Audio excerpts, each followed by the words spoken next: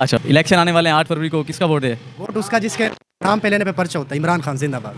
क्या बात है जी, आप किसको दे रहे हैं? पीटीआई भाई, पूछने की बात। यहाँ माशत खड़े हुए हैं, तो वोट इलेक्शन आने वाले 8 फरवरी को, किसको वोट? इलेक्शन लेने जाते हैं, मतलब समझ नहीं आई बात। टीचर है ना अच्छा, हमारे। टीचर है, मतलब जी, जी। आपका वोट जो है ना, वैसे एक दिल में मोहब्बत होती है कि भी किसको वोट देना है इस दफा?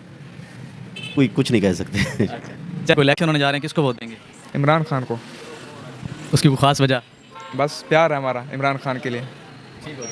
आप भाई किसको वोट देंगे?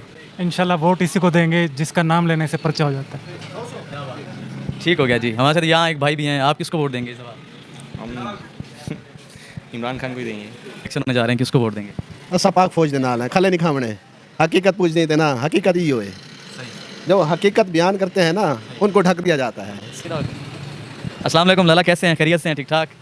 8 फरवरी को इलेक्शन होने जा रहे हैं, किसको वोट दे रहे हैं? भाई अभी डिसाइड करेंगे। तो किससे मशवरा करना है, अम्मी से, अबू से या भाई दोस्तों